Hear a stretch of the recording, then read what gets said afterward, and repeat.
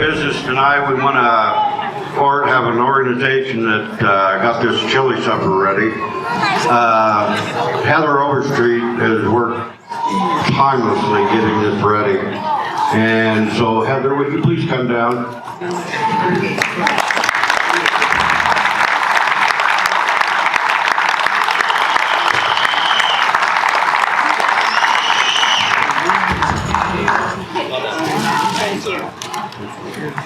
Thank you. Now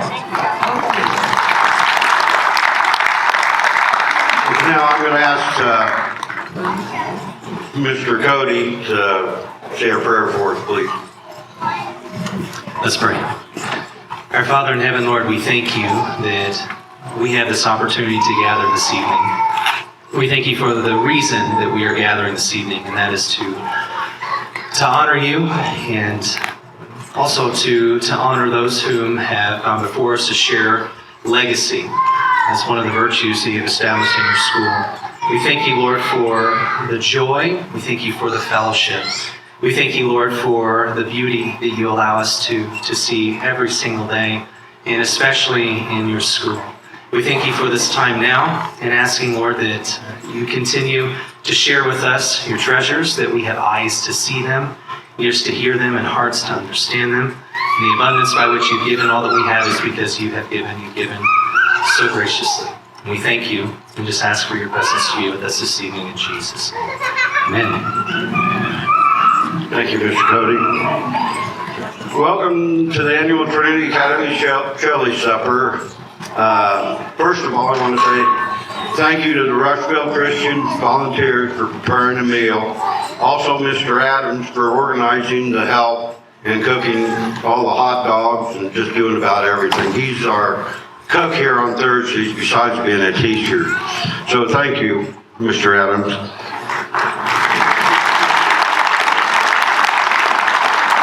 Also, I'd like to thank Heather Overstreet for all the time she spent organizing the chili supper.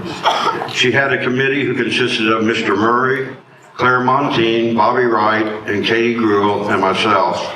So thank you.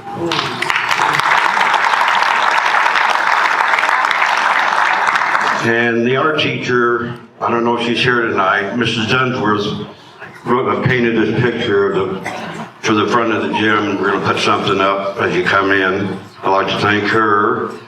And then I'd also like to thank Skylar Sears for this computer drawing, which I'll unveil here in a few minutes and show you what the gym floor is actually going to look like. Believe me, it's going to get done. Okay. Also, I'd like to thank Chris Trotter for everything he does for Trinity. And he's the reason this place is still going. Thank you, Chris. You've done a lot for us. Okay. I'm going to talk a little bit about the floor.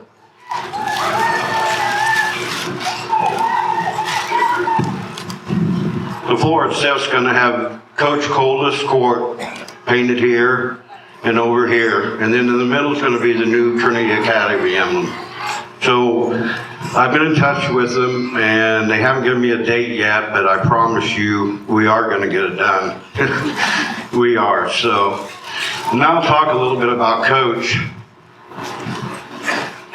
I've known Coach all my life. We've had a lot of good times together. I even got to coach with him for 7 years. And it was, what I want to say, the happiest day of my life, really. Yeah, he taught me a lot of things. Try and be a good sportsman, believe that or not. But I kind of get carried away. But he's been a friend all my life. And I don't know what I'd do without you, Coach. So, I'm not going to do any more speaking. I could tell you stories and stories and stories, but I only got so much time. So, I'm going to ask Coach Coultas to come up and speak right now.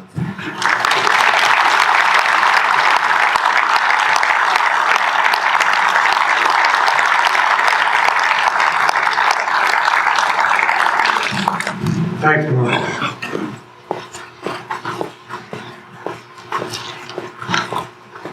Upon learning of this, I sat down and I decided I needed to put this in chronological order, beginning when I graduated from college to my retirement. I have a lot to say, and there will be no ad-libbing.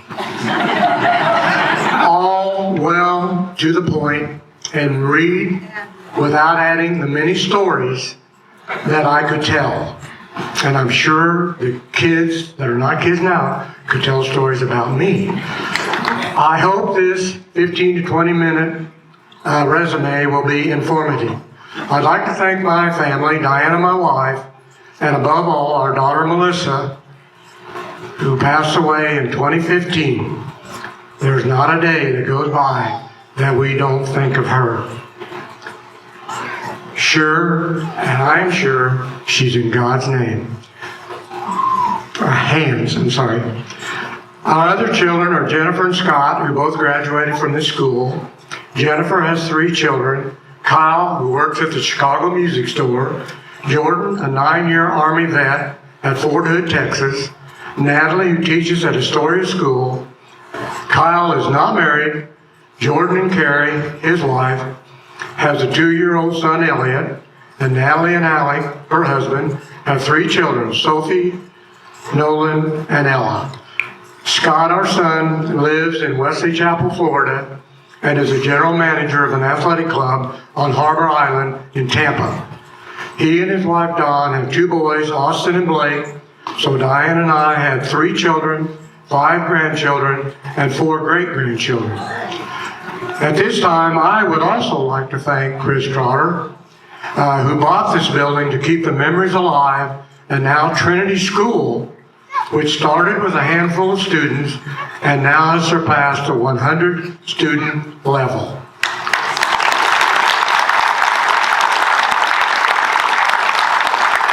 I would also like to thank the former school district number 165 families, the surrounding communities, and anyone else who made this happen. In late spring of '62, I graduated from Westminster College in Fulton, Missouri, and I majored in physical education and minored in history. I was fortunate enough to be on the first place basketball and baseball conference championship teams my junior year while serving as captain of the basketball team. What I was and still most proud of was lettering in both baseball and basketball for the 4 years I was at the college.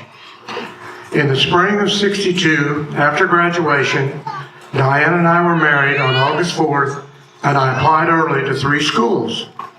And I was accepted for an interview at industry. I was offered the job and took it without setting up the interviews with the other 2 schools. And I told Diane at the time, we'll get our start here. I'll stay here, or we'll stay here, for 2 years, and then we'll leave. Well, this is 60 years later, and 60 years of marriage, and we are still here, and I'm proud of it.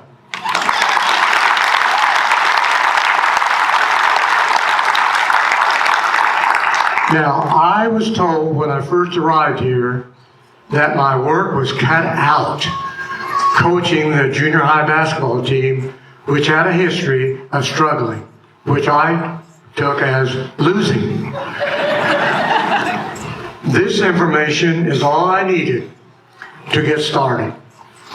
We did not scrimmage in basketball practice for the first 3 weeks, and the players wanted to know why they couldn't play a basketball game. And I said that all the drills put together would ensure that they could play the game of basketball. We continued to use these drills, and I will mention them and others all through the season. My goal was to instill the proper fundamentals for what I call muscle memory, and also to be ready to play high school basketball with the proper attitude, which I think is very, very, very important.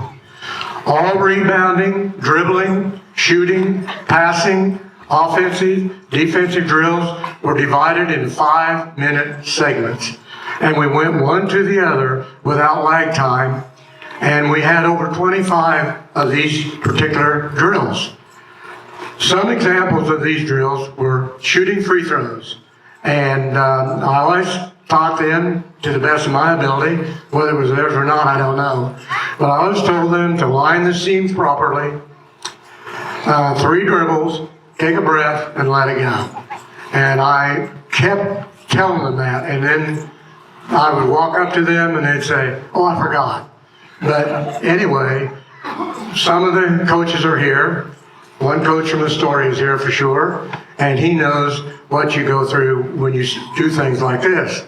Also told them that play your offensive player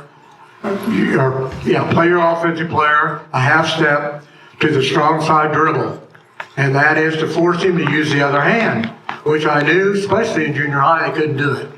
But again, this was so-so. Some could do it, some couldn't. And I also told them, show your opponent when they had the ball the baseline, which is under the basket, and then take it away from them. Force the player to go to the middle of the court where you had some help. And that didn't work all the time either. And then proper ball rotation on shooting. And I always told them, put your hand in the basket, like so, like so. You watch college, good high school teams, and the professionals, and the ones that put the ball in the basket, they put their hand in the basket also. We did change hands dribbling, which I thought was important. We also dribble behind the back, which when I was in high school and later on, the coach would throw you down the locker room. You'd have to take a shower or dribble behind your back. You never did that. But that also was a time when I used to just shoot a set shot. Nobody jumped when they shot. But anyway, I always worked on weak side to help side defense. And some of you people may not know, so I'm just going to go on. Defending the post, 2-on-1, 3-on-2 drills, both for defense and offense. Set proper screens, layups with a weak hand, reverse layups, dribbling full court with a weak hand, and putting the ball way out in front of you on your dribbling so you can catch up to the ball, which means you get down the court quicker. So we work on that. And all the passing drills and the ball U-man defense, which means you want to position yourself between the basket and the offensive player that you're playing. So we worked on that. And we worked on shooting drills almost all the time. And you have to remember, and I know this may be difficult for some, but we only did this 5 minutes. And then we switched to another one. That quick. We did not keep on going with this. And then if an athlete couldn't do those drills, which some of them could not, after these drills, get my paper going here.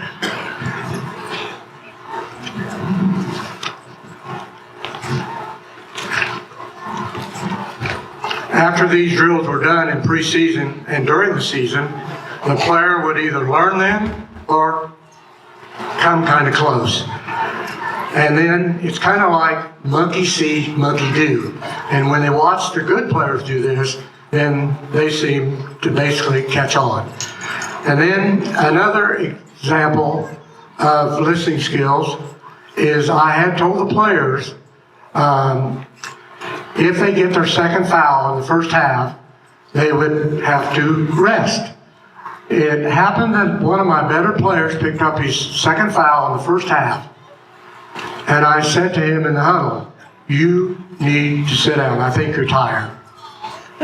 He looked at me and he said, "Coach, I'm not tired." And one of the players looked at him and said, "You just picked up your second foul in the first half." So I knew that he'd been listening to what I'd been saying. And then it reminds me also of a player that was dribbling down the court, full court, fast as he could go with the ball, but sometimes he missed a dribble. He might run 3 steps and then put the ball on the floor. And I use that terminology a lot, put the ball on the floor. Well, I made a mistake I said, put the ball on the floor. He did. He stopped and put it on the floor. So he was listening to what I had to say. In a game, one of our players took the ball out of bounds underneath this north basket. And all of a sudden, we had a quick basket. And I thought, ooh, I wonder oh yeah, I know what he did. But what he had done is a defensive player was guarding one of our offensive players, and he had his back turned to the player throwing the ball in bounds. And you've seen this before if you watch any of the basketball at all. He threw it off his back. This is a junior high boy. He threw it off his back, let the ball bounce, picked it up, and made the layup. And I thought, wow. But I knew I had said something earlier, and then much later I talked to him. It wasn't during the game, it was later. And he said, well, you told us. And I thought, well, he was listening.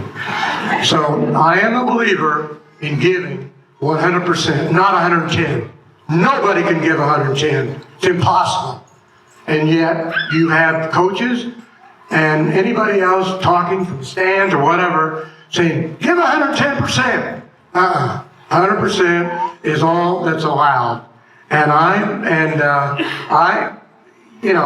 believer in that, giving that 100% and not 110, which is impossible. And I believe in what we do and what is expected to do. I went on to coach 14 years at the junior high while teaching driver education. I went up to Western and had some classes that would help me get my driver education degree. So I picked that up. And I coached 5 years in the high school from 1976 through 1981, and I won 3, 8, 12, 17, and 11 in that order. My first year, I thought I could walk on water. I sank. It didn't work because we only won 3 games. My last year, our sophomore team, though, won 20 games. So I thought this was an up-and-coming team. We did not have a track at this time, but we had a track team. And we had a lot of individuals that liked track. And I was a track coach. So I called Rod Schoonover. Some of you people in here know who he is. I called him and I said, Rod, you know we don't have a track up here at Industry. Would you allow us to come down and participate at your track? And he said, sure. And so he sent me his schedule. And so that became our home away from home. And we participated several times there. So through the years, Bryceville became our home for track away from home. In 1991-92, with the help of Mark Sullivan, I coached for 6 more years in the junior high, which gave me 25 years of coaching, counting the 5 years of high school. We had some really good teams at that time. We were in the championship of the district 2 different times, and we didn't quite make it. Our 1967 lightweight team won 19 and lost 3, and that pennant is up there now. And we were able to avenge the 3 losses the second time we played those teams that beat us earlier that year. We played West Pike. You guys may or may not have heard of that. But in that game, I was really nervous. That was the first game of sectional, and we were playing against my former high school coach. And I thought, oh gosh, I can't lose to him. My mom and dad lived in Barry. They came to the game, and I thought, oh, the pressure's really on. Well, we played a team that had beaten us earlier in the year, and they had not lost a game. And we came through, and we ended up beating them by 10 points. We went to state tournament and played Rantoul, and Rantoul, quite a bit bigger than us, they beat us. And we had our best defensive player not able to play that night because he was sick. Anyway, at that time, 16 teams were in the state, and there was no class system. And in the same year, in 67, our heavyweights won the district and came 3 points from winning their sectional. So we almost had 2 of them in there, but not quite. Our 5th and 6th grade team were also playing, and they did a pretty good job all through the times that we had them. We were able to win 15 tournaments, including 5 district, county, 5th and 6th grade championships, 15 second place tournaments, including district, county, and 9 third place finishes.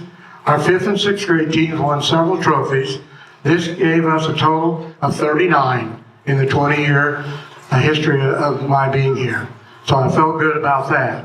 I retired from full-time teaching in 99-2000 school year, and then I taught part-time up until 2004-2005.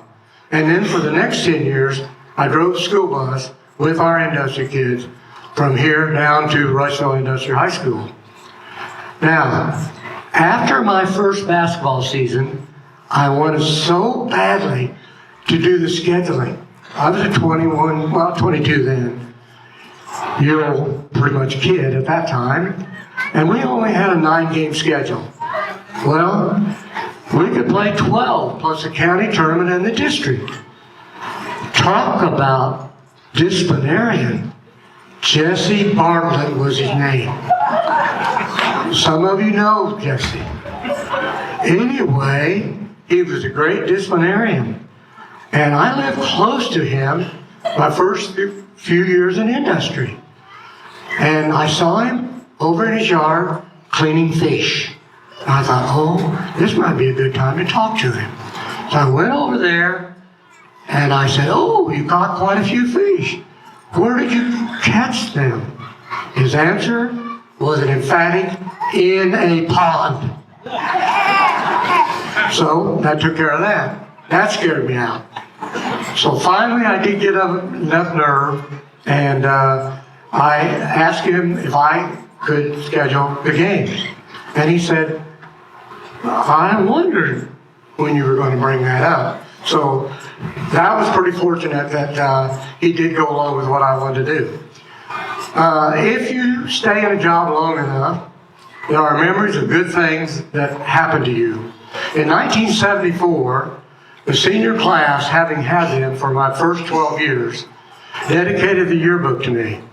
In April of 1989, I received a letter from the Rural Association of Small Schools in Illinois that had nominated, and I'd been nominated for the Teacher of the Year. I didn't even know that. And anyway, I didn't win. But anyway, I was totally surprised. And upon not receiving the award, I still felt blessed that I was even nominated. And I was presented a plaque for that nomination. On April 22nd of 1992, I was interviewed and filmed by Ralph Bristol of WGEM Quincy. And he came during a history class. And it was for the airing of the Golden Apple Award on June the 19th. This award is still given, I see it on TV every so often, it's still given today. And I received a certificate and also a golden apple.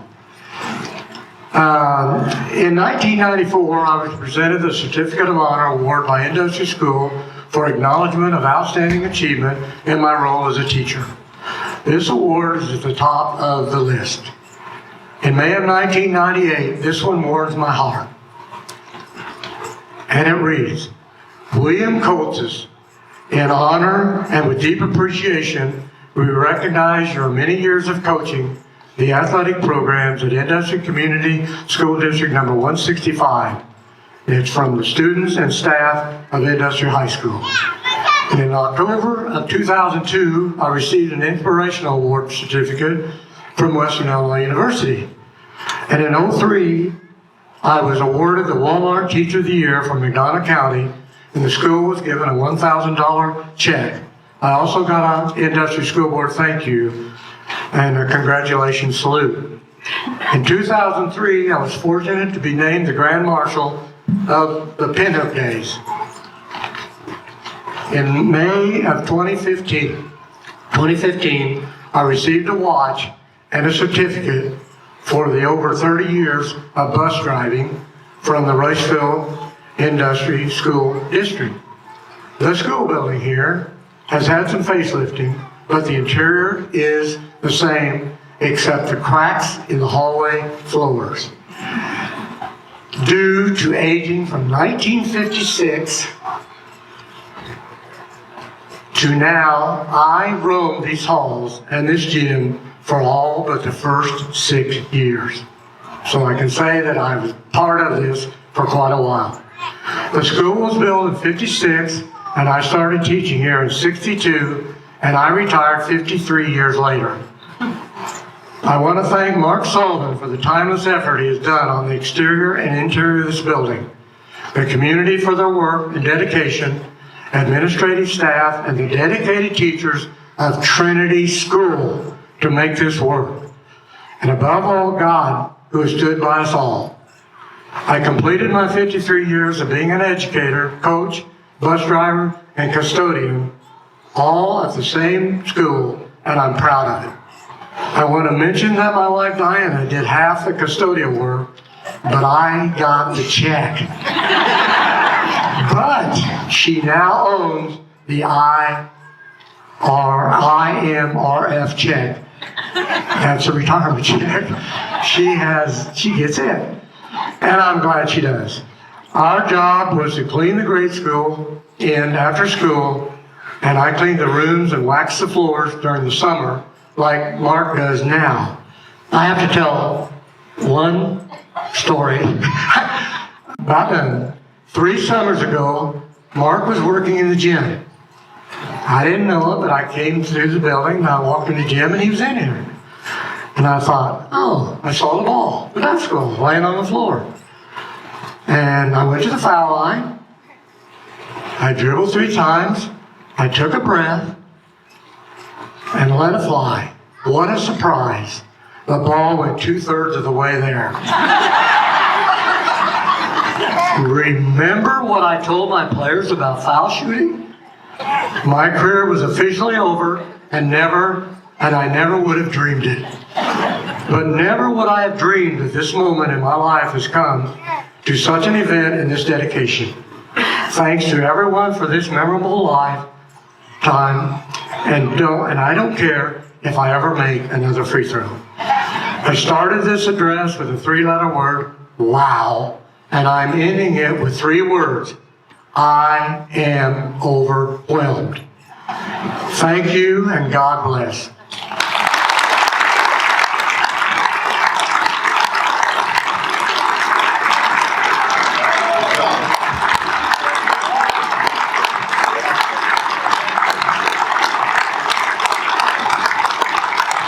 I want to say one thing about Coach. When I first started coaching with him, we were playing over Colchester in a tournament, and it was for first place. And all the guys ran out of the gym, went out on the floor, and I looked up at Coach walking out. I go, Coach, second place ain't too bad. He goes, it's like kissing your sister. But anyway, right now I'm going to have Diana come up. I'm going to read this. You were supposed to say that. It's a plaque that has, come here. A plaque that has, this gymnasium is hereby dedicated to Coach Coultas Court in honor of William Coultas. Coach has shown tireless dedication to the industry community and the surrounding area, working as a basketball coach, track coach, history teacher, driver's education teacher, instructor, and a custodian for 53 years. When Trinity Academy started, Coach Coultas worked alongside other volunteers to make the building secure and ensure the legacy and the excellent education would continue locally. May we never forget his service and carry on the work that he has begun.